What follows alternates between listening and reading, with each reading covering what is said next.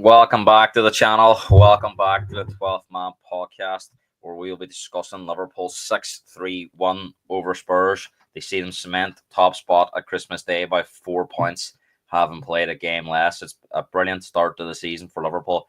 I'm sure they'll be looking forward to 2025. We'll be looking at how close or far away Spurs are from that level, and we'll look for the rest of the weekend's results, including a massive one for Bournemouth at Old Trafford, Palace being beat by Arsenal by 5, and Wolves getting off to an absolute flyer under their new manager, Victor Pereira, away at Leicester. We'll also look at Boxing Day's games, where there's lots of football on, 8 games in total from Boxing Day, right through from 12:30 to 10 o'clock at night, starting at Man City and finishing at Anfield. And we'll be doing our teams of the season as we approach the halfway point. So, Owen, good to have you with us, of course. Happy Christmas to you.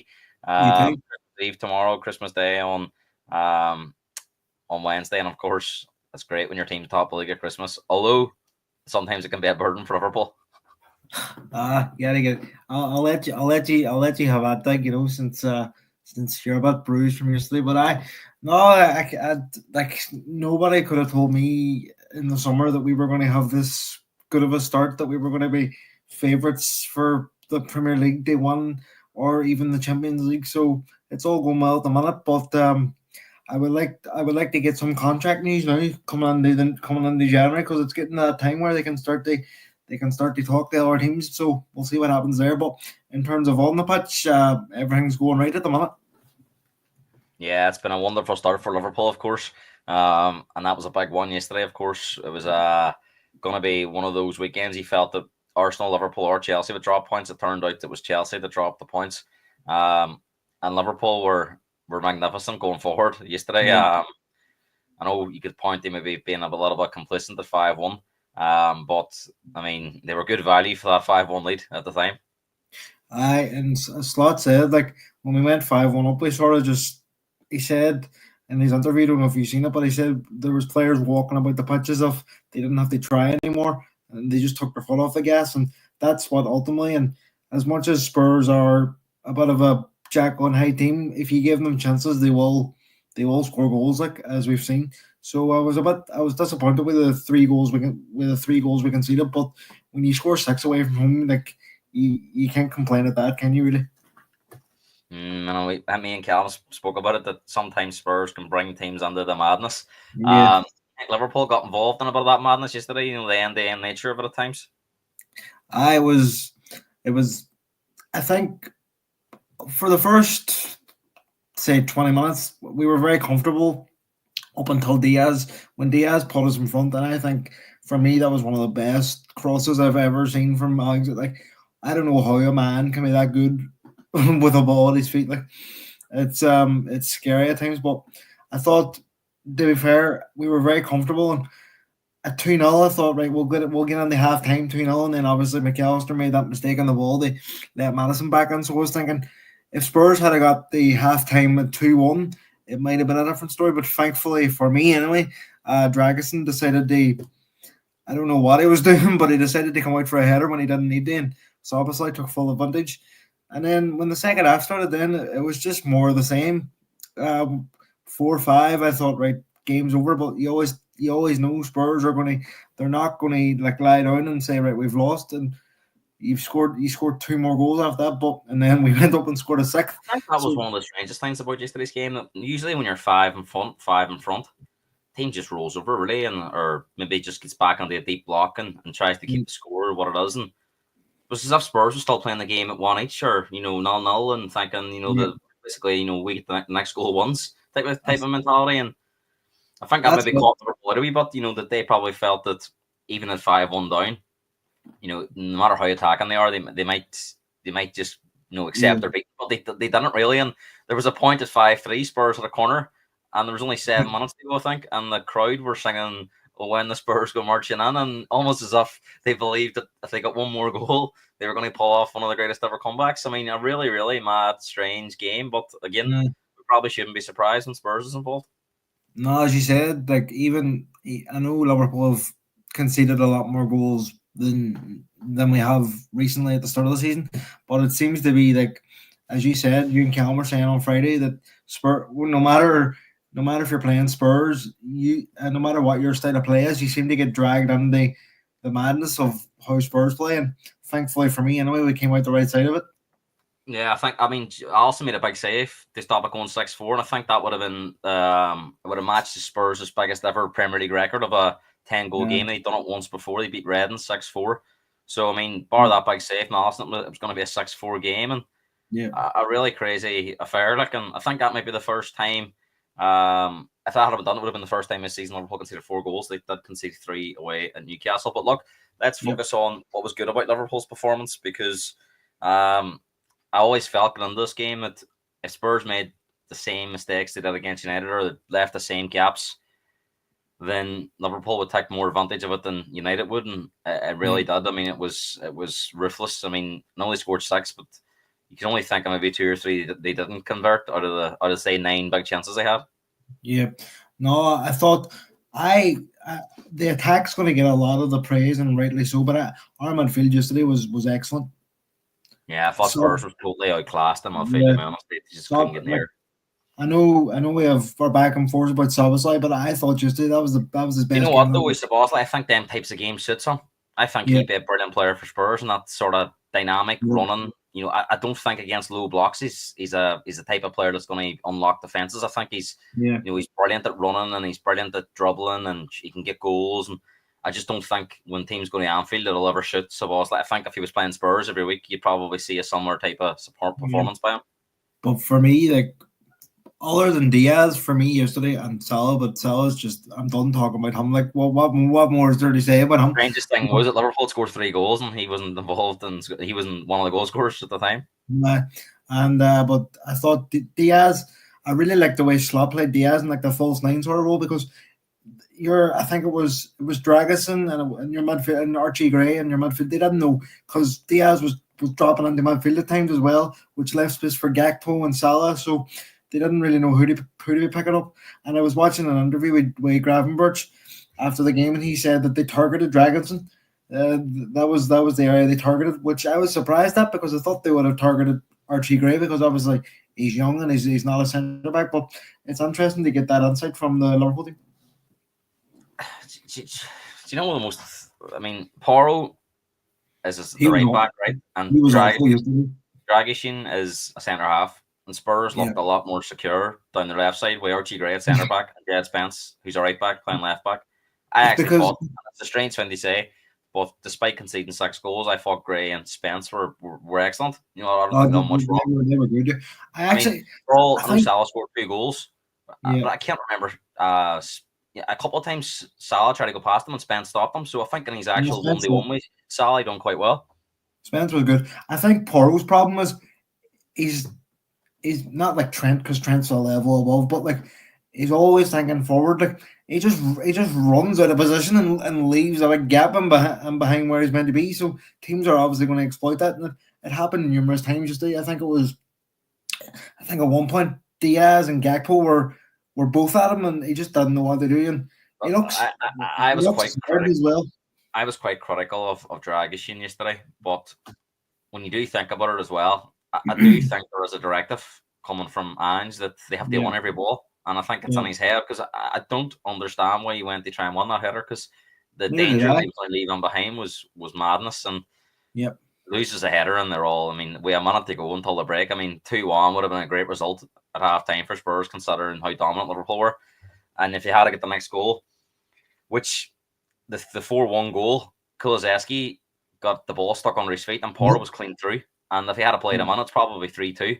And in the end, they were up there aiming at 4-1. So, despite how bad Spurs were, they could have put themselves in a decent position had them 2 things gone a different way. So, really mad game. It's just a difference in quality between the 2 sides, really. That's all it is. Like, I know Kulusevski's been great, and we'll speak about it later on when we do our team of the seasons. But when you have a player like Salah, Diaz, like they would see them passes, more. Like Salah's, as much as Salah's scoring, he's become more of a team player. I think I was looking at his stats. He has like 14 goals and 11 assists in the league this season. He's the first player ever to reach double figures in goals and assists at this stage of the season. he's making it hard for the owners not to justify giving him the money that he wants. Well, that's it. And obviously it was a big performance by Liverpool. Carragher says it was a title-winning performance. Although he says they'll be disappointed with the goals they give away. But I mean, Chelsea go and draw yesterday at Everton, and Arsenal, despite 1-5-1, lose Saka, which looks like now for 2.5 to 3 months. Tell you what, So Everton's doing us for rightly. Draw my Arsenal last week, draw my Chelsea this week. Obviously you need a bit of fortune in Yeah. Premier League seasons. They go on and win it, but it does feel that it's geared up for Liverpool at the moment. The way it's going. City having a really, really tough season. Arsenal have lost their best player now for up to 3 months. Do you feel that sometimes it goes your way? I mean, no injuries. I mean, yesterday it's Christmas time and Liverpool are fielding 10 of their first choice 11. Or you could argue Jota. But I think Ard and Salah, that front three rotates anyway in general. I don't think he has got a settled front three anyway, but Jota was on the bench and obviously come on. Yeah. But I mean, other than Kanate, that was as good as you're going to see from Liverpool. Put out a team. You look at the team they're playing and their whole back fives, missing apart from Porro. They haven't been able to rotate. I think Ange says he's got 14 players available. It was on the squad at 25, 26 before they have to look at academy players. Do you feel that it's all going Liverpool's way at a certain point? At the minute, the evidence is pointing towards it, and I've said it all season. The key is we can't keep we need to keep our main players fit, and that's like you're saying, and it can happen in a blink of an eye. Like you're saying, Saka's out for 2 months. Like that could be Salah this week or next week. So, but that's what I'm saying. At the moment, it's all falling in Liverpool's favour. As it's sitting here at the minute, I would be very disappointed if we didn't go on to win the league because the way we're playing, and you can see the players are just full of confidence. Like I'm going into every game now, no matter who we're playing, expecting to win. Yeah, well, that's it. And I tried to think yesterday, and obviously I don't want to use it as an excuse because Liverpool were deserved and clear winners. It's you can only play what's in front of you. Yeah. But if it was a Liverpool team with Trent at right back, Gomez and Kwanzaa at centre back, and Connor Bradley at left back, with Kelleher in goal, as good as Liverpool, they probably do have better backups than Spurs. But I kind of felt that and if it was the same midfield three and front three playing every single game, and they've had Spurs have played Europe, they've played league games, they're still in the cup, so they've played as many games as Liverpool. Liverpool made 8 changes against Southampton on Wednesday night. Spurs went with the same team. They played on Thursday night. So I try to think, would it have made a difference? And I mean, as good as Liverpool were, and Spurs definitely helped them out, I think it had a massive impact on the game. Oh, of course, when you lose that many players, it is. But I genuinely think even with Spurs' main team, we still would have won. I know it's hard to say. I know it's hard to say that, but I just think overall, no matter what, we have better quality. I think that's what it comes down to, really. And in terms of that's the owner's fault for not investing properly in the squad. Like we're as much as he's maligned, we're bringing on Nunez and you're bringing on Bergville. Like, and I know Nunez hasn't pulling up any trees, but he's an 80 million pound player, like, and you're bringing on an 18-year-old. So it just shows you are down to the bare bones. But at least I think Bentancur's back, hasn't he, this week? Yeah. But don't worry, it's only 2 weeks till we get the wackies again. That's the worry I think for Spurs is that I think Bentancur will be back, Richarlison will be back, but Madison's suspended. They're all going to eat it. And Sarah Madison suspended. That's a big blow. Like, and I don't understand how that rule works because Bentancur was suspended for the League Cup game against Man United, but his ban was Premier League related. So surely Sarah Madison should have missed the next domestic game, but they're missing the next round of the cup. I just can't understand how that works. It's like Robertson, got sent off against Fulham in the league, but misses the League Cup game. It's a strange one. But no, I think Spurs. I'll tell you, he's a liability for Liverpool. I thought yesterday he struggled. I think Liverpool's 6 goals really peppered over some of the defensive leaks, and his legs are gone. And this is about Van Dijk as well. He's still a top defender, but I don't think he's anywhere near the level that he was. And I think you look at the stats since Konate's got injured, Liverpool are leaking goals. And, I think down that left side at the moment with Robertson and Van Dijk, they're vulnerable. Canate's a man. Canate's a man. But I generally, I think too with Van Dijk. I think it's because he overcovers too when because Robertson's making so much mistakes. So he sort of has two jobs. But I don't know if we'll do it in January, but definitely in the summer, I think a left back should be a priority. There. Yeah, and even yesterday, I guess this is about Solanke as well. Good player. I don't put him on that top striker bracket. I don't think he'll ever get there. I think he's a very good Premier League striker and no more.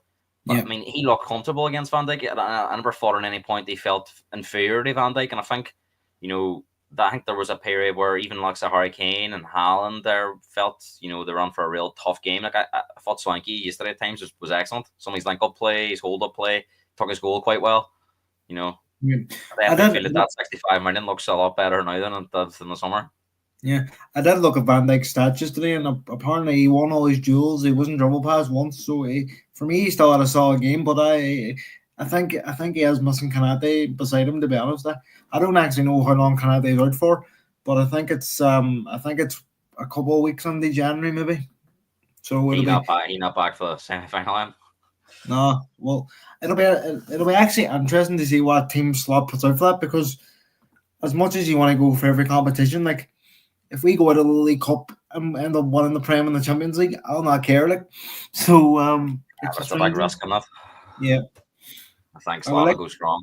Do you think Ange will play the same team again with a few players back? Obviously, he'll play his best 11. What he thinks at the time, that's it. Like, but good thing you mentioned Spurs, and I think you mentioned earlier on about the quality difference at times. Yeah. How far do you think Spurs are from that sort of level where they can compete week to week and be up there at Christmas time and the title race?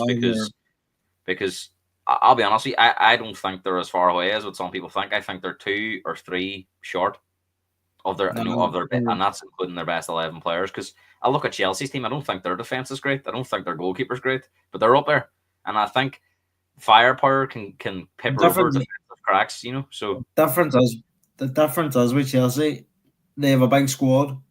So when they're playing in like the League Cup or the FA Cup, they can just be all here. You can play, and then they can rest their first 11 week in week out, whereas Spurs can't at the minute. So it all depends on one, if Ange stays, because a lot of fans that I listened to last night are not happy, and a lot of fans are. So it's like I think it's a select few. But I mean, if you've just been beat 6-3 at home, you're not going to get too many fans praising the manager. Yeah, and unless it's you. But I have to say it. Yesterday at 5-1 down, they were still singing his name in the stadium. I didn't hear that. To be fair. Think about a week before that, Spurs emptied St Mary's. There was nobody in the stadium, and at 5-1 down yesterday, with half an hour to go, you were thinking it was going to end up 7, 8, 9, and they still there singing his name. So I definitely do feel that there's a lot of Spurs fans out there can see they're going through a tough period with so many games and not having enough players to rotate. Yeah, I think January's a big month. If you don't do anything in January, I think it's madness. I looked at it today and I thought, if you got some proper cover for Romero and Van de Ven, I don't think Dragison's good enough. And maybe it would suit a like someone Everton, where you can defend in your own box most weeks and maybe head the ball. I don't think he suits this Spurs system. Not to say he's not, because I watched him in the Euros for Romania and I thought he was excellent, but just not seen that Dragic at Spurs. So I think if you got some proper cover for Romero, Van de Ven, and I think Spence has to come on right back as well. Not that I don't think he's amazing, but you've been linked with Joe Gomez a few times. Would you take him as a backup option?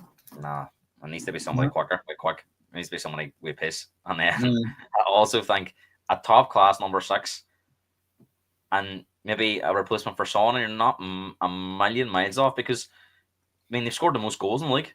I think they've scored 3 more than the next best. So they've scored 40 goals, I think, in 17 games. So they're, of course we'll look at the league position and whatever and stuff. But I think by law averages, you score that many goals, you're going to win a lot of games. I know but with Spurs, like, that's what I said to you earlier on before we came on here. I wouldn't be surprised if he goes to Forest and lose. Of course. That's the type of game. That's the type of game where Spurs, and that's the type of game where that's the type of game where Spurs be like, are we really up for this? No. When you're playing at Liverpool, when you're playing at Chelsea, you seem to be right up for it, but then you go and play in that switch, and it's like, ugh. Well, I think that's a big game, because I think they're 8 points behind Forest. and they're the team in fourth. So 11 points is going to be a big gap they overturn. So I think it's a Tell you game.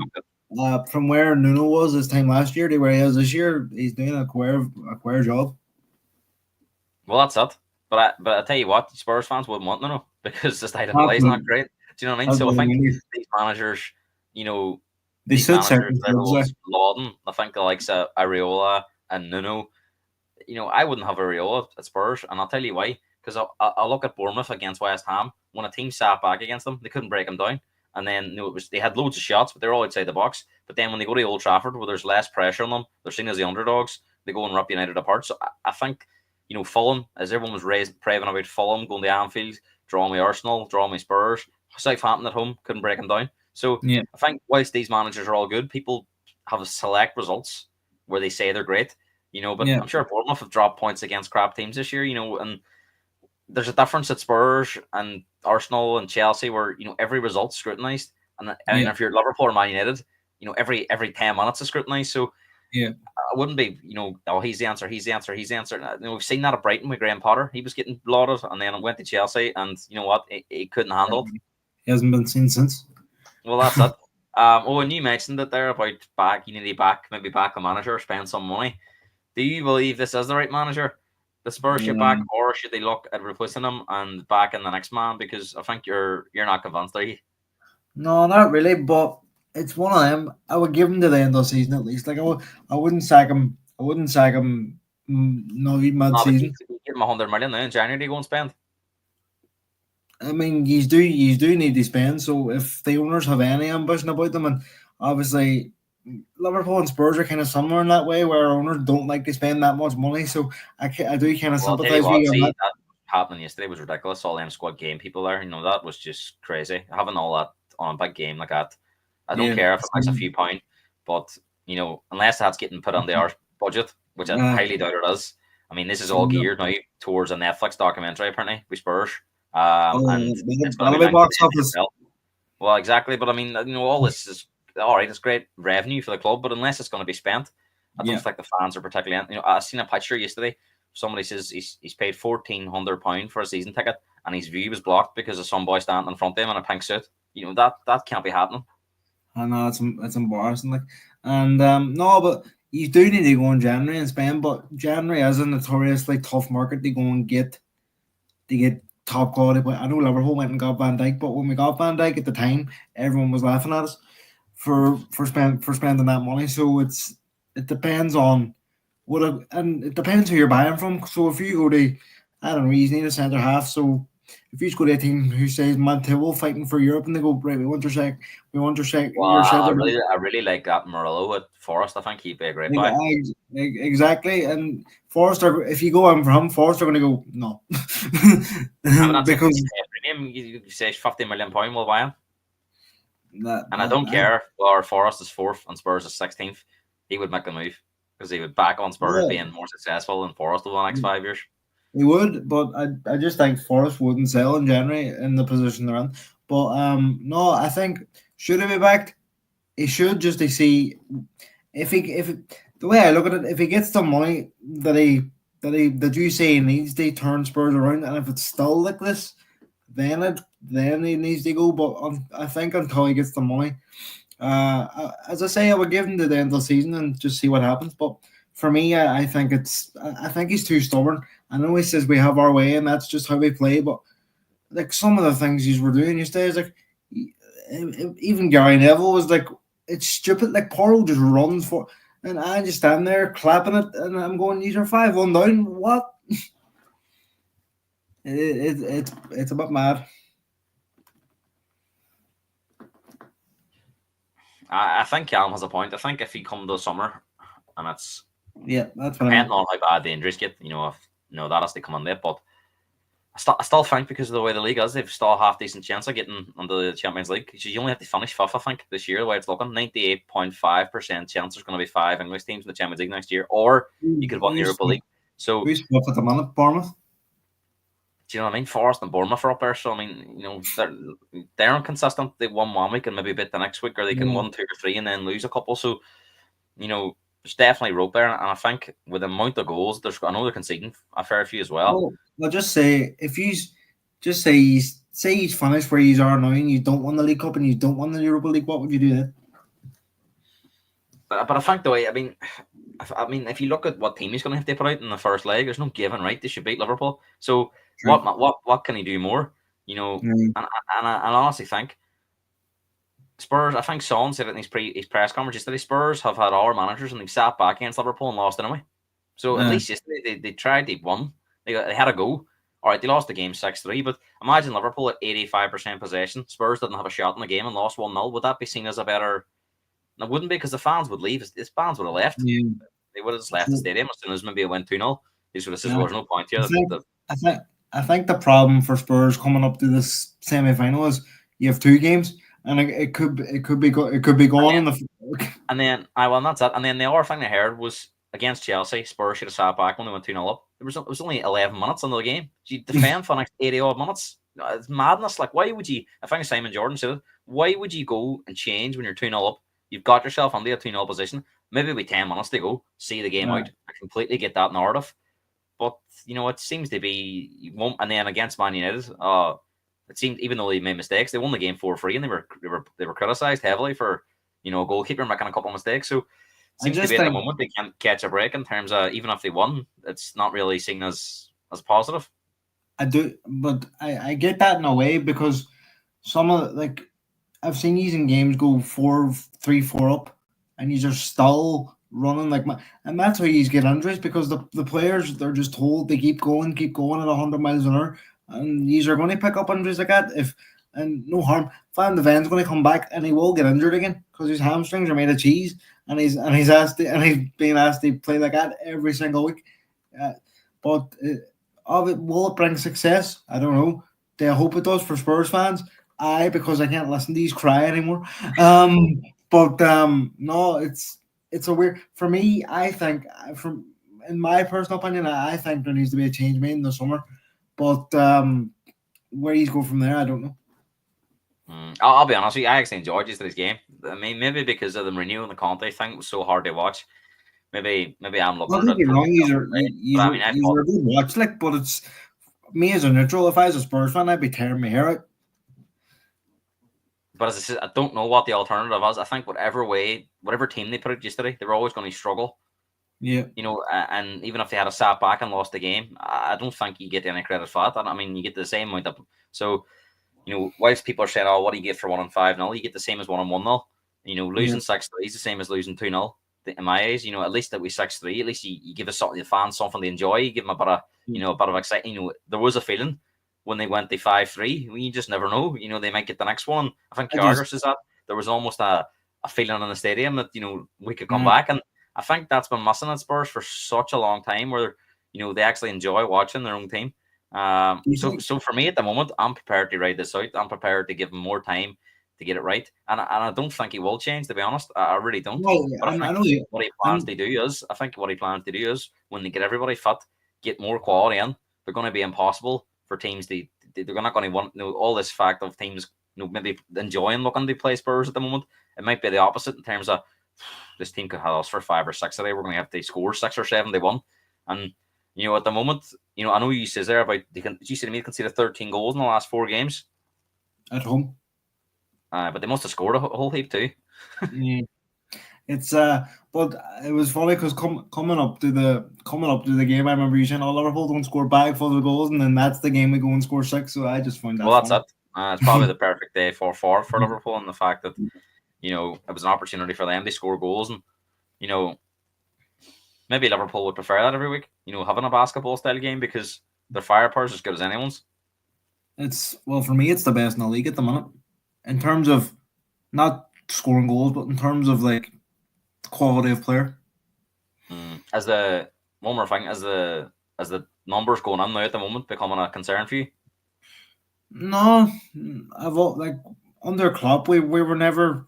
We had one season where we were really great defensively, and then but I don't want. I was raging we conceded them 3 goals because they were so avoidable and because of how good we've been defensively. But I just think Spurs. I just think Spurs dragged us into my game, and that can happen. And then the Fulham one, we were down. I know we conceded before we went 1-0 down, sorry, I know we went 1-0 down before we got the red card, but obviously that didn't happen. Then Newcastle before that was a bit of a mad one. So we do need to start keeping clean sheets again. But I'm not going to criticise the team because there's nothing really to criticise them about so far this season. Let's look at the rest of the weekend results. Start with Villa Park. Villa beat Man City with 2-1. I think the scoreline. City had adjusted here. I think it was very one-sided for most of the game. I was the first 23 seconds of the game. Was it first seconds of the game? Gavardio lost the ball and they could have been 1-0 down then. And there's an hour point fee. Villa went about it a totally different way against Man City. The Spurs did, right? And only won the game, I credit them. But there was times where they sat back, and all it takes is a mistake, like they did for the goal. I mean, if that had happened 5 minutes before, all of a sudden it's a helter-skelter finish. So I think whatever way you look at it, there's always risks to how you set up defensively, you know. And I think if Spurs had a sat back yesterday, they aren't trained on the system. I don't think they know how to defend on deep block, to be honest, the way Ange plays. But in general, I think they would have been exposed anyway. Yeah. I just don't think they would have been able to keep Liverpool out. So again, like it's easy to criticize, but there isn't always a solution to a problem. No, there's rust to everything, but for me it's just mental sometimes. But hey, it's a good watch for the neutral, as I said. But when this happened, it wasn't a surprise for me the Villa won, which is mental to say because it's Man City. But what's that now? 1-1-12, 1-1-13, something like that. 1-1-12, 9 defeats in 12. They've already lost as many games this season, they've already lost double the games this season than they did the entirety of last season. And you're talking about. That's so surprising. That's only now really they slapped down the table, but they had such a great start. They were top of the league at one point. I think that's why it's taken. Yeah. You know, even with this defeat, they're not a million miles off top four. You know, obviously that's down to our inconsistency of all our teams as well.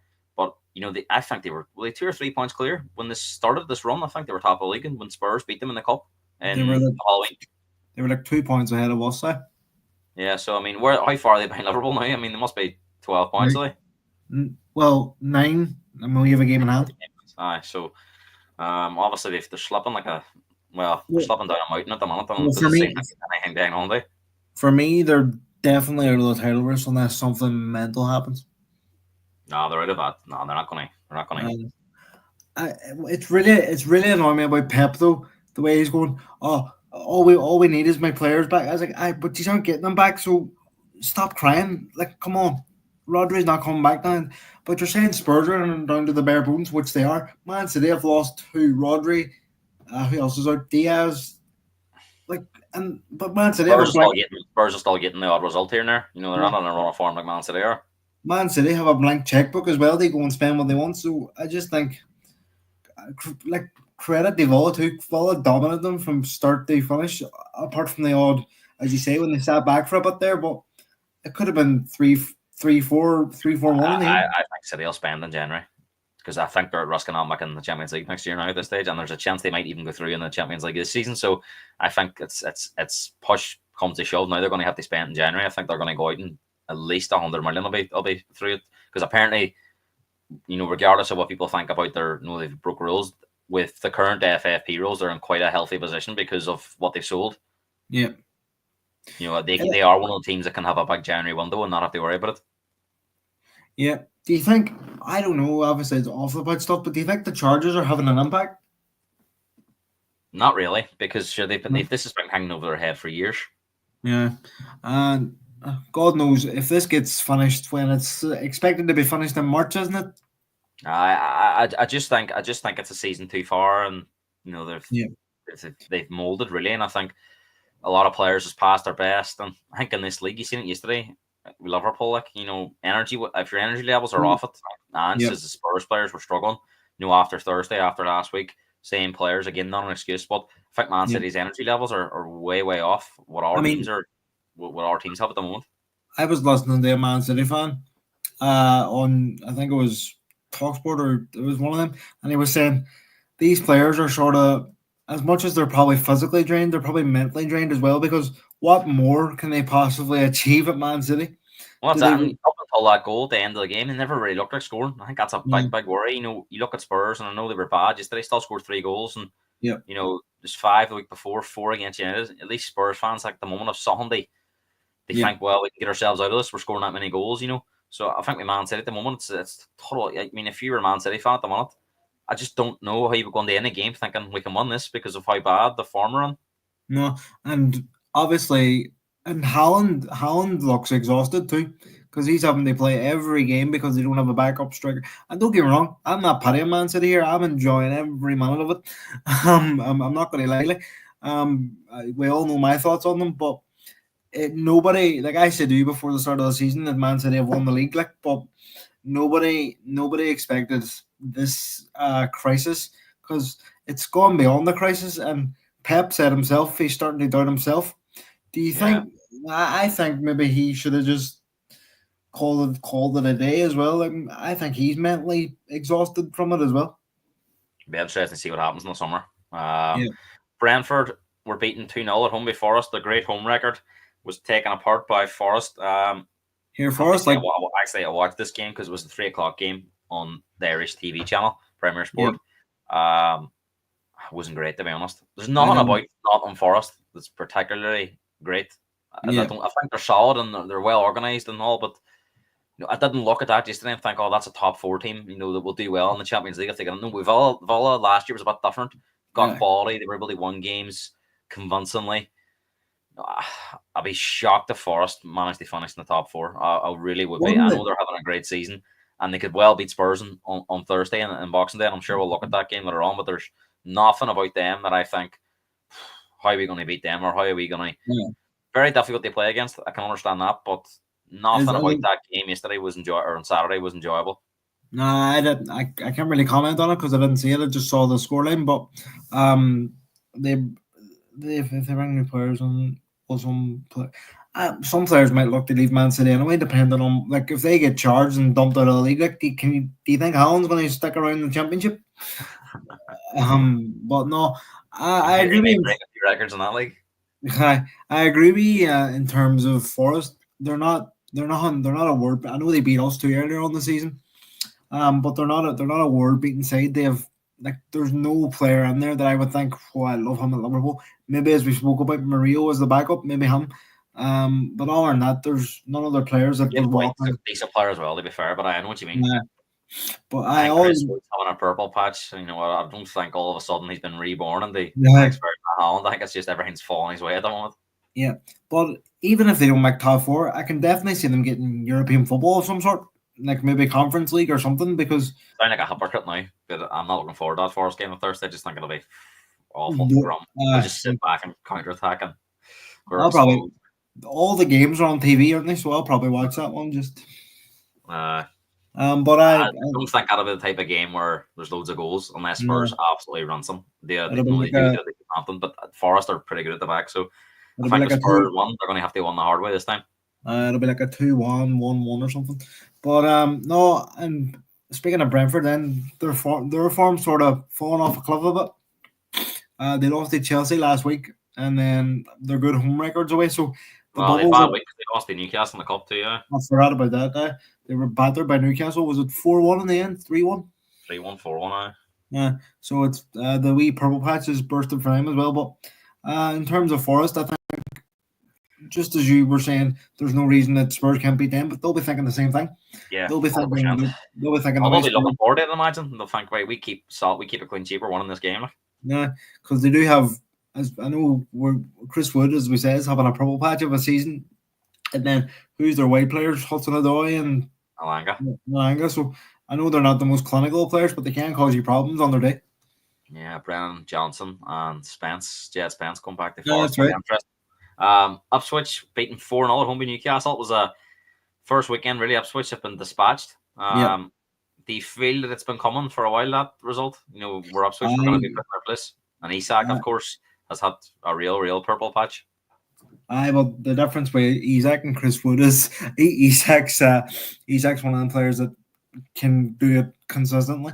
I think the bubbles burst a bit. I think they were having their games, like tight games, but I seen the highlights of this game, and Isak just terrorized them. He's a top class striker, like, and he's a striker that if Liverpool want to get a proper number 9, then he'd be top of my shopping list. Yeah. For me. West Ham drew with Brighton 1-1. Did you watch this game? Because I never seen it. No, neither did I. But I seen the highlights, and it was just a typical West Ham at home game, just boring to watch. And even Lopetegui seems to be clinging on to that job at the moment. I just think the writing's on the wall for him. I know they haven't lost in a while. They've drew the last two games, but I just think the fans aren't happy with him and his style of play. And I just think the writing's on the wall because who do they have in Boxing Day? I think Oh, West Ham box Southampton away. they have Southampton away, and then us.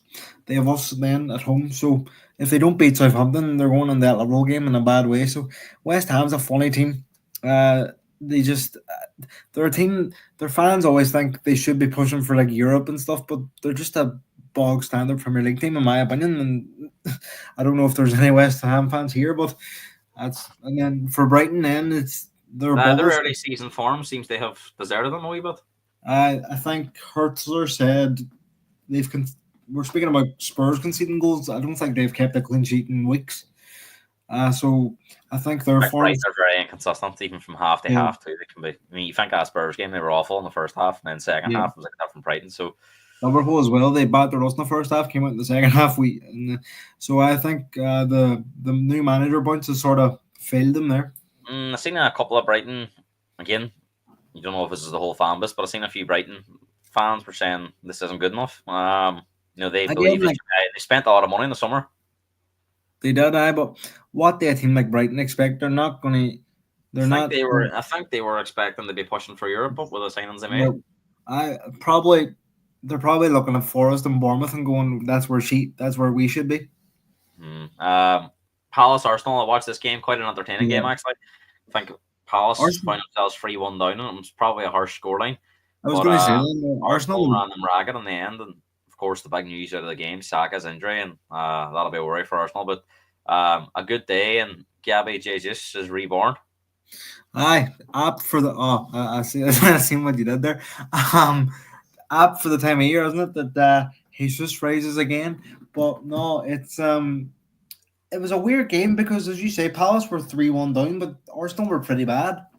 Mm. And if Palace had their shooting boots on, it could have been different. But when you have the quality of Arsenal, I know Jesus hasn't been great, but he's known to score the odd goal here and there. So if he can play Crystal Palace every week, I'm pretty sure he'd be happy with that. But big one for Arsenal, and to keep them within touch and distance of us. But at the minute, I'm just focusing on our results, and we're keeping on Saka's one. injury is going to be massive for them. Yeah, I just don't see how they're going to be able to Sterling's out as well. I cope know with he him. doesn't. I just think I know they won the game when he went off, but And he's I very think key to their. that game was more of a flash in the pan. I mean, Arsenal don't normally. It was very open that game, and it's very unlike Yeah. Arsenal to be that open. I think I Palace thought, created many chances as I've seen a team can create against Arsenal this season. I don't know what you bought, but I thought Saliba was pretty bad in the first half. I think they were all over the show. I'm not sure what to do with what having Havertz in midfield. Yeah. That might have made a difference, but I'm not sure that's the way forward for Arsenal. But we'll see. They have a favourable fixture now coming up on Friday. They have Ipswich at home, so you'd expect them to maybe score another hatful there. Moving on to Sunday, Owen. Keepers on top at Goodison, Pickford and Sanchez both for good games, and both teams were unable to score. And Everton at the moment it's difficult to score against them, it would seem. Aye, hopefully that changes when the game in hand gets played. But at the minute they're helping us out, so they're helping me out. So I'm pretty happy. But I watched this game before the Liverpool game because obviously I was interested to see how Chelsea would do, and I think the conditions helped Everton as well because it was wet. It was one day, similar to how I don't know how that game got played and our game didn't, but here we are. But I think when you play Everton in a wet and one day, it's like they like to lump it forward, give it to Pickford. I do think Chelsea. I don't know. Did you see the game or did you see any of it? No, I didn't see it. No, I thought Chelsea should have had a penalty from Pickford. There was a challenge. I can't remember who the challenge was on, but for me it was a penalty. But again, Everton they don't score many, but they're not conceding many at the minute. And I think with this takeover too coming in, it'll give the whole club a lift because as much as they say at Everton are a big club and they should not. They should be where Forest and Bournemouth are challenging for Europe. Like they're that size of club, they shouldn't be fighting relegation every year. But as for Chelsea, they'll find that as a missed opportunity because they could have been going. Obviously, it wouldn't have mattered because we would have won anyway. But Chelsea will be kicking themselves, I would say, because they would have went on. They would have went on their game being top. Yeah, I think Everton will be fine this year, just for the standard at the bottom. I think they'll be fine. I can't see them getting dragged under it. But as you say, missed opportunity for Chelsea in terms of putting that wee bit of pressure on Liverpool before they kicked off. Now all of a sudden it's 4 points for a game played more. It seems like a big gap now. And I do think Chelsea fans believe it's not about this season. I think they're just happy to see them going the right direction again. And winning the league this year would have been a real bonus. I don't think they were expected to be in that conversation. So what's your I know we're doing our mid-season team, but what would, if you were to say your top four now in order, what would it be? Well, I always had the feeling that from a few weeks ago it was going to be Liverpool or Arsenal. I've never really seen Chelsea in it. But I think Saka's injury now changes everything. I just struggle to see how Liverpool don't win us from here. As long as they don't get any key injuries themselves, I think they'll be. The league could be overcome March time. Like I think they could be not way ahead, but I think they could be 7 or 8 points clear. I'll not be complaining. Come on, then. I'll not be complaining about the league being born them. So I think it's Liverpool's very much Liverpool to lose now, and do you think Man City will get top four? Now. What? Do you think Man City will get top four? Depends what they do in January. If they don't do any significant business, I'm not sure. Maybe with the teams that are up there, they could find their way back on. But I think it's when you've lost that many games now, there's more evidence to suggest that it's going to get worse before it gets better. So imagine the Europa League next season. I still think Villa, Spurs, Newcastle are the best of the rest. I think from those three, it'll be 4 and 5. I know Spurs and Newcastle's a bit of ground to make up. Villa are thereabouts. I just think when push comes to shove, them teams will have a lot more than the others. I would say for me, my top four at the minute would be Liverpool, Chelsea, Arsenal, Newcastle, I would say. I think you'll not be far away at that. Fulham, Southampton, 0-0. I seen the first half of this game and it was really, really poor, to be honest. And then I went to the cafe for something to eat before I went to the pub for the match, so I didn't see the second half. The first half was I watched Dundee and Celtic and that was dreadful, and then I watched the first half of this match and that was just as bad, if not worse. I was actually saying this to somebody. It says, I know we predicted them they won on the podcast, but it says to somebody after the podcast, it says these are the type of games the Fulham struggle on when they've had a great run of results and they've a team at the bottom if they play at home and the pressure's on them and everybody's last man standing pick and they go and draw with Southampton. The last time they lost to Wolves. Yep. I think that's just what these teams do. I just think the inconsistency and the pressure of having to win is weighs heavily on these teams, and that result doesn't surprise me in the end up. No, well, to be fair, I thought Fulham would have won being at home, but I didn't see any of this game, to be honest, so I can't really comment on it. But from what I heard, it was a pretty grab affair. So, again, Fulham's one of these teams, same as Brighton, same as Bournemouth. They could be electric one week and then the week after something like this happens. So, a lot of teams in the league are inconsistent, and again, that could be helping Liverpool in a way as well. So, but I think for this game, it'll not be on many people's Christmas list to watch again, I would imagine. No, definitely not. But Southampton will be happy to get a point on the board, and Ivan Juric was in the stands. Looked like he was doing a bit of tactical work from the stand, to be honest. But he comes in now for Boxing Day, and of course, one manager that got off to an absolute flyer was Victor Pereira, and this didn't surprise me one bit because I says to somebody, and I says on this podcast on Friday, and this is why I topped the Wolves one, was that he had 100% record of every club he's been at in his first game, and it continued on Sunday with a fantastic start. And look, I think I've been pretty consistent on this. I says, do you think Leicester are the worst in the league? And I've seen nothing under Van Nistelrooy to make a change of mind. I think they're very fortunate to beat West Ham on his first game. They were the draw against Brighton with the 2 late goals peppered over the cracks. And I think a lot of results this year they got did pepper over the cracks. Spurs at the start of the season too. Oh, that was a massacre. I mean, that's decimated them in that first game. But I think a lot of Leicester's games they've been second best in nearly every one. I mean, you're losing 3-0 to a relegation rival. It doesn't look good for Leicester. I mean, I would I would definitely fancy Wolves to finish above Leicester. I I've been pretty bullish on that. I think that Wolves are going to go down, so I'm going to stick to my guns just for now. But no, Leicester. I do agree that they've been How very. long do you think it'll be before Van Nistelrooy comes under pressure? If these results keep going the way they're going, big defeats like this, will he be a man under pressure come the end of January? Sure that they can't sack him after what 2 months, 3 months. Sack Cooper after 2 months, did they not? Or 3 months?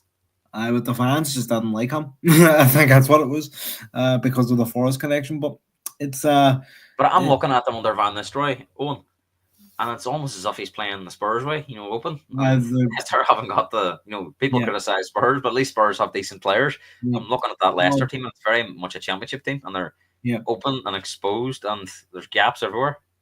Hopefully he plays a gap on Thursday then, because Liverpool could be in for a field day if they do.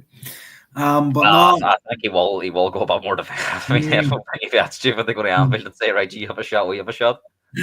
Liverpool would love it if it was a gap, but I doubt it.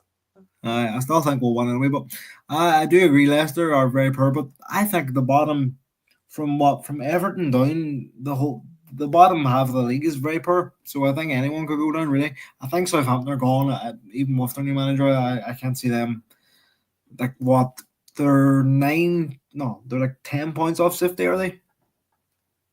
They're 8 points now. I think 8. And they've 6 points there, so you never know. But I think Southampton are gone. The other two, I think that's where you'll go, and I'm still undecided really between Wolves and Leicester. No, I think Leicester go down. I really do. I think Ipswich and Southampton will be down as well. I think it'll be very much. I think it's going to be really difficult for teams coming up now. The gap, the difference in ability, I think it's glaring. You seen it last year with Burnley and Luton and Sheffield United. It's just, Sheffield United's going to probably bounce straight back again, and they're going to come up again and go back to the similar team and go back. I just think. I don't know if you've seen. I don't know if you've seen Luton in the Championship, but they're very close to getting relegated to League One. And Ipswich have come up from League One. Like I just think it's so hard for teams to come up now. Unless you're going to spend cash, it's difficult to see how they can compete, because a lot of these teams are coming up. They're signing 2 or 3 players. I think Ipswich signed championship players like Jack Clark and Sammy Smodics and Delap from Man City. Never kicked the ball in the Premier League. He's done okay, but it's just not enough. And so United beaten 3-0 at home by Bournemouth, and I mean this doesn't surprise you because Bournemouth done the same last year there. And we says about Bournemouth on their day, they can probably beat anyone. And again, Bournemouth are very similar to Fulham. Beat United, beat Spurs, beat Man City, beat Arsenal, but when it comes to West Ham at home, couldn't do it. So, whilst Iraola deserves credit and they are good to watch, I don't think he can be the man that can save Spurs, or he can be the man that can save Man United. I just think there's so much more pressure at these other clubs, and Amram's been given a real wake up call to how far United are behind. I look at Spurs, and yes, the results haven't been great, but Spurs look a team going in the right direction still, I think. And Spurs beat United with a depleted team on Thursday night. If that had you've seen what Spurs' first team did the United. How many times have United been turned over like that at home this season? It's crazy. They lost 3-0 here. They've lost 3-0 to Liverpool, 3-0 to Spurs, 3-0 to Spurs, 3-2 against Forest. So, I mean, these 3-1. games. 3-0 against Arsenal, was it? 3-1? I was away, I think. 2-0 to Arsenal. No, but it's still, even home or away, like any team goes to play United now. They're all saying is the fear factor. There's no fear factor playing United. And if Amram didn't realise how much of a job he had on, he does now. Because I seen that. Did you see any of the goals, the highlights? No, I didn't see them. No. The first goal, your man scored. Sorry, seen Semenyo's goal just on Twitter today. They rubbed free United. Great finish, but. Do you know your man that scored that made his first start against Spurs, the wee centre back boy? I don't know his name. Hoyson. He scored from a set piece, and it was literally he didn't have to work for it. So Xerxes went up. Have a bigger set piece problem than Spurs do. I know. Anyway, I think it was Tavernier put the ball in, and Xerxes went up for the header. He was nowhere near it, and your man had a free header. And it's what was the penalty like? Was it a penalty? No, it was a stumble. It was Mazraoui. He was running in the box, and he just there was no one near him, and he just took him out like slide tackle. So It was like I think 2 penalty. Thursday's result at United against Spurs for United felt like a one, even though we went down to the cup. It, Uh, Spurs' mistakes was the headlines. uh, United were beat 3-0 down against a half a Spurs team with 55 minutes played. If that game, I could have finished 4-5 if Spurs didn't make any mistakes. And, I think that result in a way papered over a lot of the cracks. But now, obviously, it only got them a few days respite because it's going to be all of the news today, tomorrow, until Boxing Day and about how bad they were against Bournemouth. And would it surprise you if they go to Wolves and get beat? well, he wouldn't want to play Wolves now. He just had a big one. Maybe Cunha could be suspended. Maybe it'd be a good time to play them. But all of a sudden, I was looking at that after Forest, Spurs of Wolves. But if they go and beat United and they beat Leicester, all of a sudden it's a Wolves team, but of confidence. But I'd imagine by the next game after, I'd imagine Cunha's going to be either missing for United or his ban will kick on when Spurs for the Spurs game. Yeah, I've seen United's next games are Wolves. I'm not sure who they have after that, but their first two They've games, got Wolves and they've got Newcastle. and And they've got Liverpool and then they've got Arsenal in the cup. so that's a bad run of fixtures.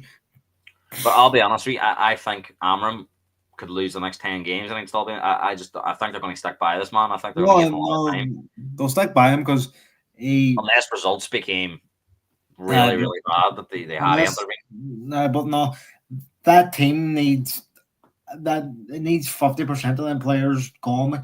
The only players, if I was a United fan, that I would keep are obviously the new ones they've brought in, like Mazraoui, Delit.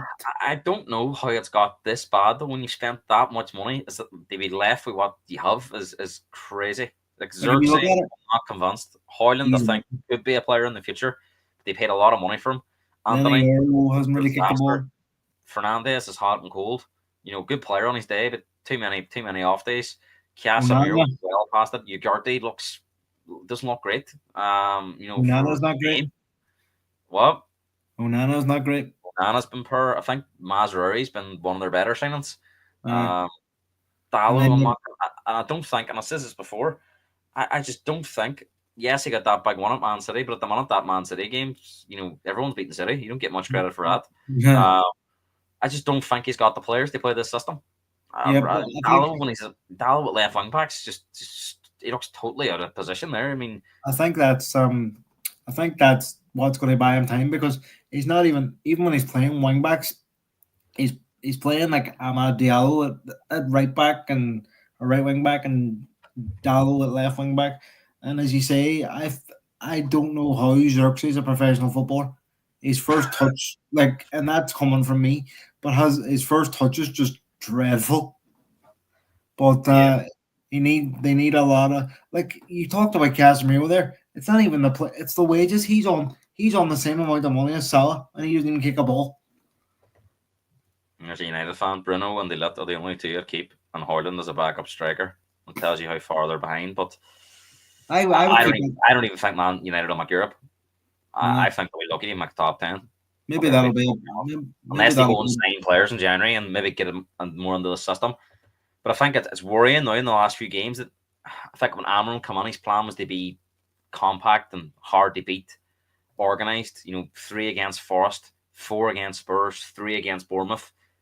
Almost seems like the organisation at the minute's just deserting him. I think at one point on Thursday night he was on his knees and with his head in his hands at some of the stuff he was seeing. How long do you think it would get? If these next few games, Wolves beat them, Newcastle turn them over to Old Trafford, Liverpool dispatch them at Anfield, go out of the cup against Arsenal. At what point do you think it becomes really, really sort of the pressure starts to come on him because the results are that bad? I don't think a lot of it's his fault, but obviously when you're the manager, you do get a lot of the blame. No, they'll give him time because none of that team has players. Like see in the summer or January, but especially in the summer, I wouldn't be surprised if at least 50% of them players is gone. What do you think of the whole Rashford situation? Well, I think it's disgraceful behaviour, to be honest, from a professional. I really think doing them interviews is just totally wrong thing to do. Yeah. I mean, I was quite critical of Salah. Thought that was the wrong time to do an interview. I know Liverpool fans agree with it, but I think Salah was right on that point. I don't think he had to do it. But at least Salah's coming out and saying Salah's coming out and saying he wants to stay at the club. So No, but I think when he says, "Oh, it's looking like it could be me last year because the club won't do this and that," I just think it was something that didn't need to be said. I think everyone knows that the hold up is down to the club, not Salah. But look, on Rashford, it's a totally different situation, as you say. He said he wants to leave the club. I think I seen a report that he's lost the players and everything. They don't want him anywhere near the club. But I look at some MR players and I think, well, Rashford's the one who's come out and said it. But I'm thinking maybe some MR players don't want to be here either. he doesn't seem to like Garnacho either. No, it's just totally the wrong culture at the club, isn't it? Did you see? I do think it's years and years and years of poor coaching. I think since Mourinho left, obviously they were, they weren't maybe great going forward in Mourinho, but they were defensively sound and they were hardly beat. And Ten Hag's come on, and Ollie come on, and that I don't think they were well coached under Ollie. I don't think they're well coached. I think Ten Hag tried to pick up a slack, and for whatever reason, his messages weren't getting across because there's no doubt that Ajax, he was a great coach. So for whatever reason, it didn't transfer United. I think Amram in this early part as well. We're not seeing the Amram at Sporting Lisbon. I think it's not been a great start. Sometimes it's just the culture of a club too. No matter who comes on, it just stays the same. So let's look at Boxing Day one. Yep. There's 8 games on, and then 2 on Friday. Big game to kick off today, Man City against Everton.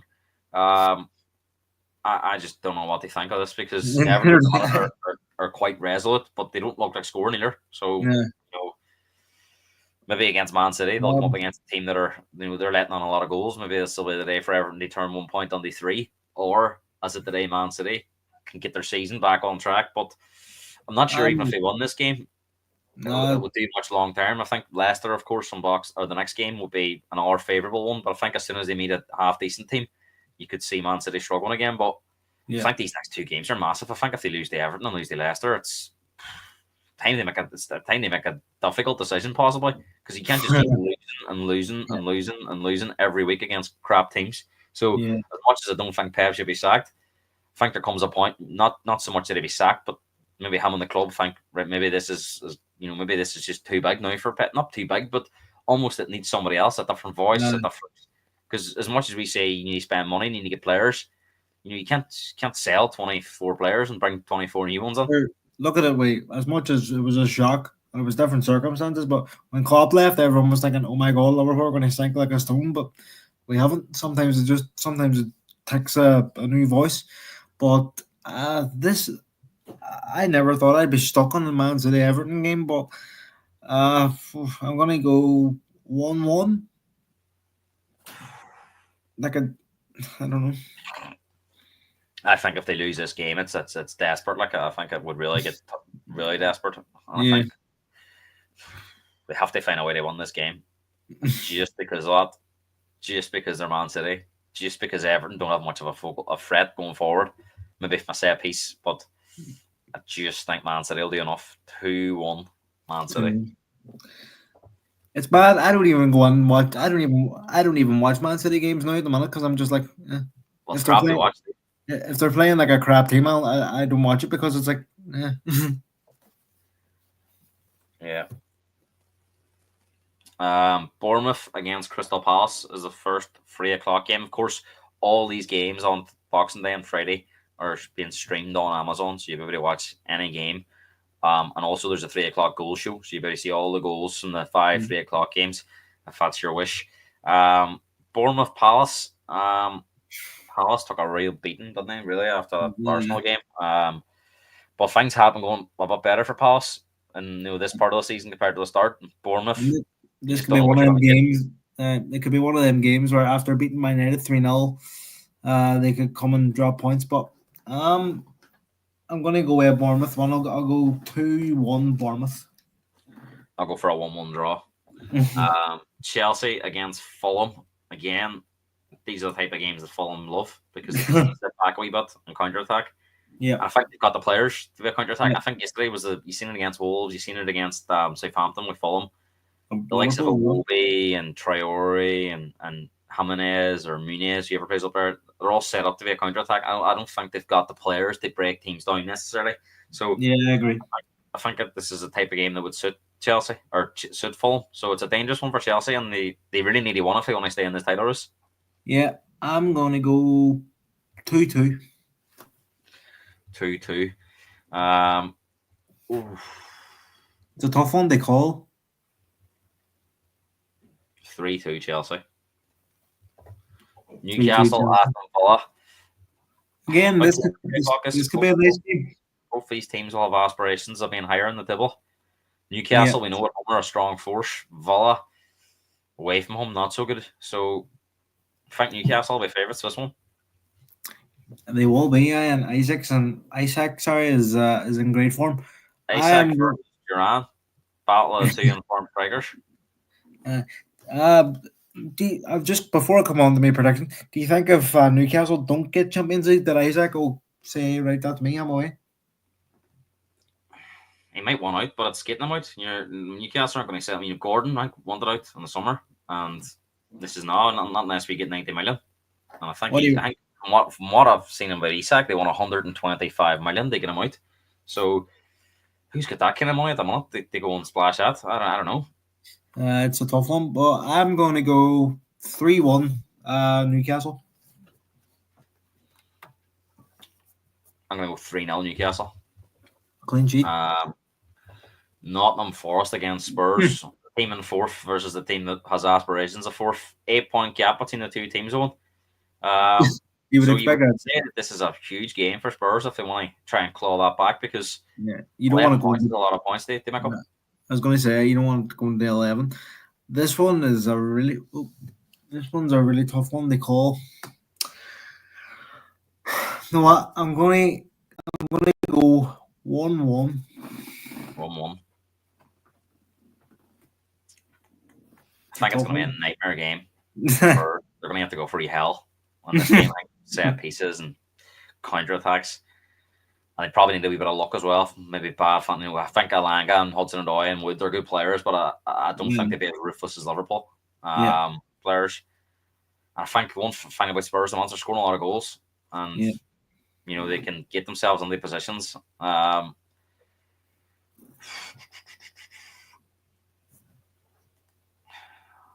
I'm going to go for a Spurs 1. I'm going to go for a 3-1 Spurs 1. 3-1. Southampton against West Ham is your final 3:00 game. That'll be poor. Well, it's a big game. I think this is the one where if Lopetegui does lose, I'm not sure if he'll make it through to Liverpool in the next game, but we'll see. I'll be cheering on West Ham then. Southampton definitely looked a bit more organised yesterday than they have been all season.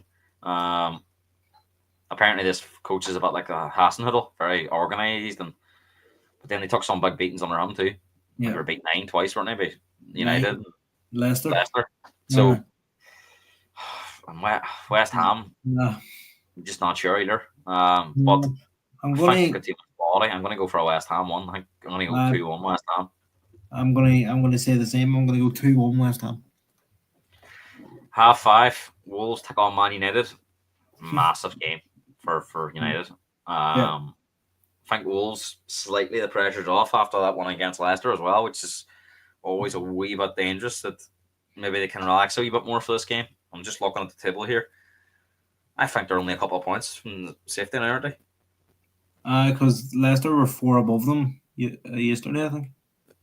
2 points. They're 2 points behind Leicester. And you'd think with Leicester going to Liverpool, there's a good chance if Wolves won this game, they're going to be out of the relegation zone.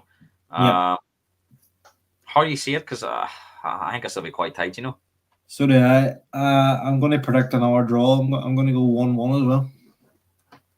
2-1 Wolves. Liverpool, Leicester is your final Boxing Day game. It's going to be a long Boxing Day of all these games. But crap at this game. It's going to be non-competitive, to be honest. I think it's going to be a walk in the park for Liverpool. I think the goals they got on Sunday will stand them in good stead here. Jota's back. It's not a good time to play Liverpool. I think Liverpool's going to win this quite comfortably. Yeah, I'm going to go 4-0. I'm going to go 4-0 as well. Yeah. Brighton against Brentford is the early kick-off on Friday, 7:30. The battle of the data-led recruitment teams.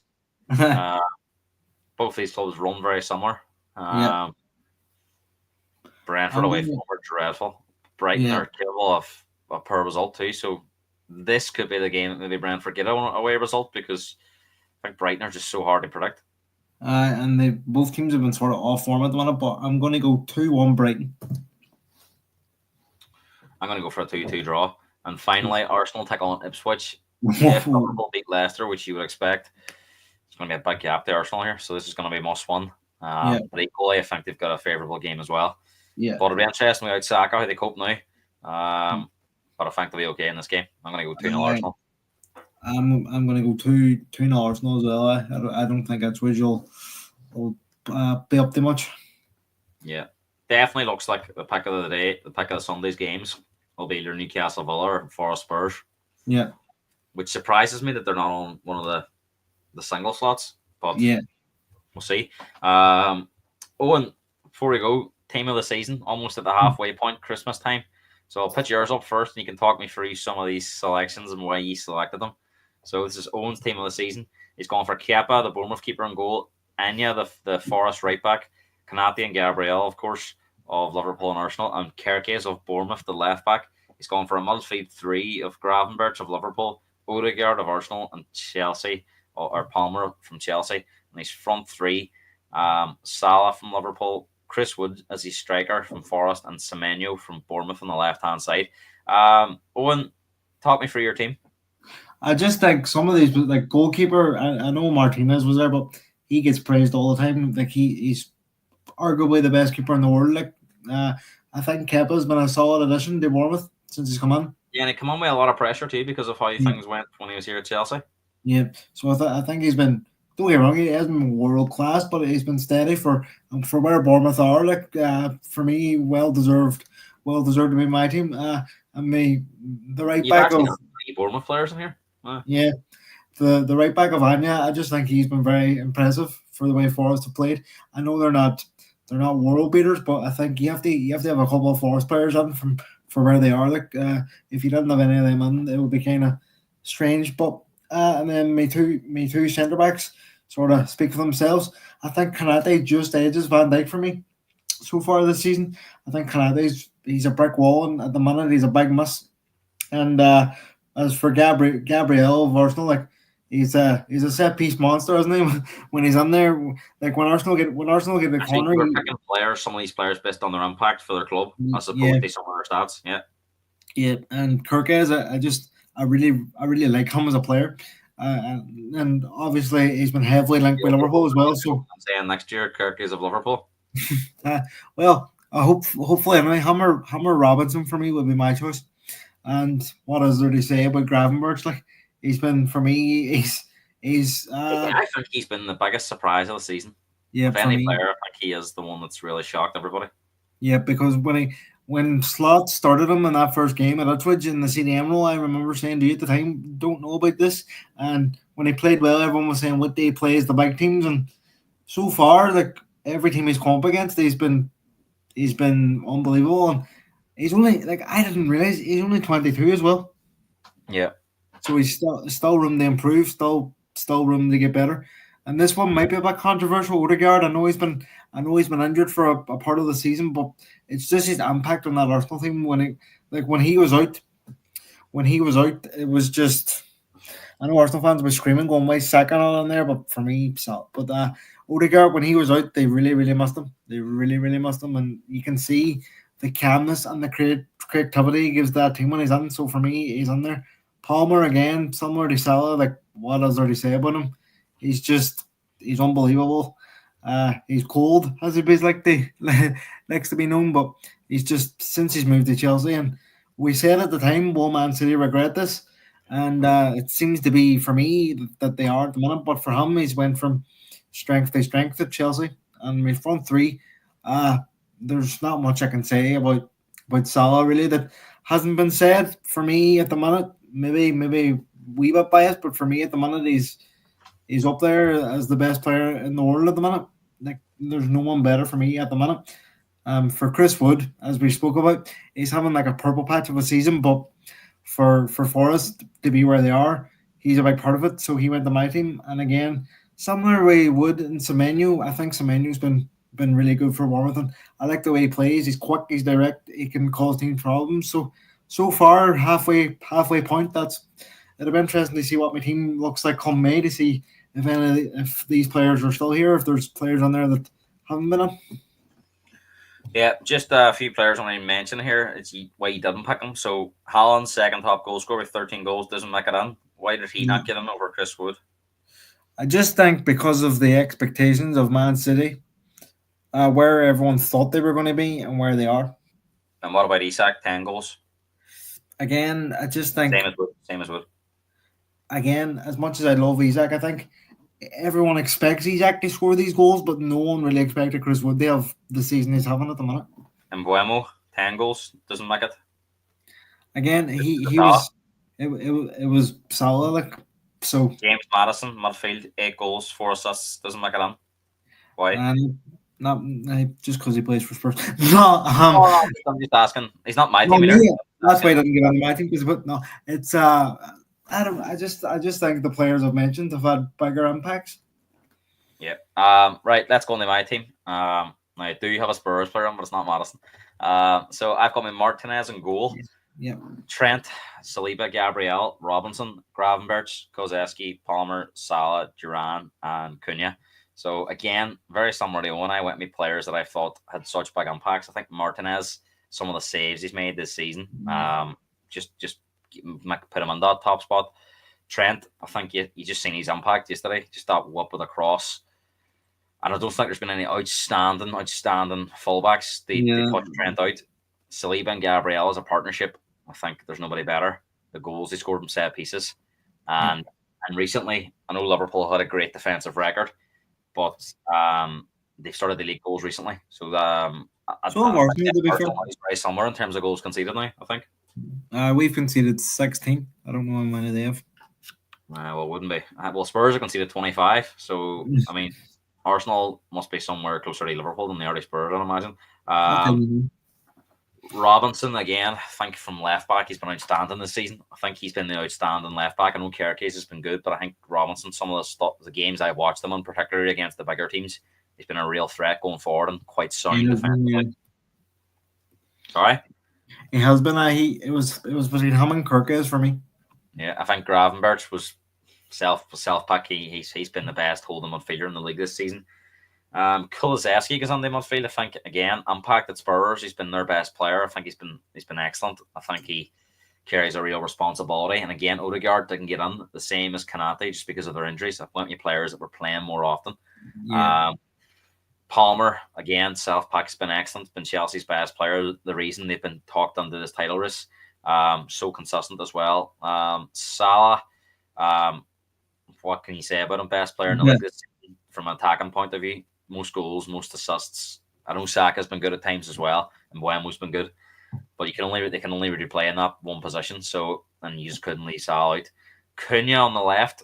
I think he's been unbelievable for Wolves. I think they would be going ready with him. He scored 9 goals for Wolves. They score that many goals for a team at the bottom. Yeah, I think it's really, really impressive. And did you take him at Spurs? Oh, definitely. And again, very similar. I think whilst there's a lot of brilliant players on the right hand side, there's not as many on the left. So again, there's no outstanding player. I thought from that left. I was tempted to go in maybe Isak and play him out in the left because he has played there before, but his best positions through the middle. And I think Duran, again, lots of strikers have scored goals, but his goal to game ratio, his minutes to goals is unbelievable. Whenever he plays, he scores. Whether it's off the bench, whether it's when he starts, he's been unbelievable. And Villa have a real good, healthy strike force there with Duran and Watkins. But it's a bit like Liverpool with the goalkeeping situation, or Arsenal with their goalkeeping situation last year.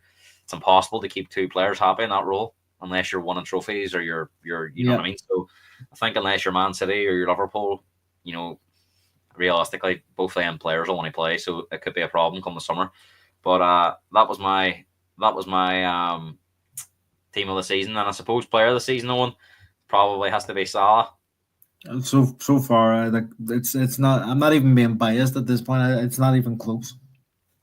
Yeah. Who would your young player of the season be so far? Oh, he's put me in the spot. Palmer again, probably. What age is Palmer? 21? 21 now.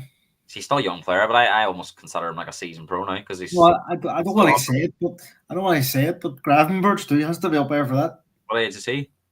22. No, whilst they are young, of course. Yeah, I always think a young player is like 16, 17, 18, 19. Tyler Dublin maybe. He's been decent. Good, Is there any players that you thought haven't been great this season so far that you thought would have been? like a flop. Uh, Well, I didn't really expect Xerxes to do well, so I can't really Mm. say I'm surprised at that. has to. Savino, maybe. I expected big things from him, and he hasn't happened for him.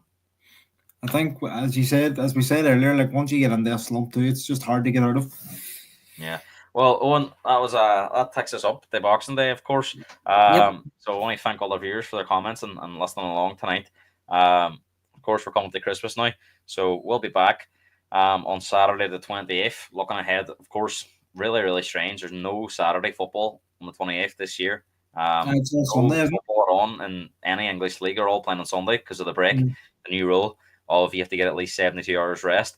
I think Klopp brought that in too, of course. So, no, of course, it's only right to get rest. So, Yeah. should lead to better quality games on the Sunday. So we'll be back on Saturday 28th, looking at all the Boxing Day games, and the ones on Friday night, and looking ahead to the Sunday, Monday, and there's a game on New Year's Day against Brentford playing Arsenal.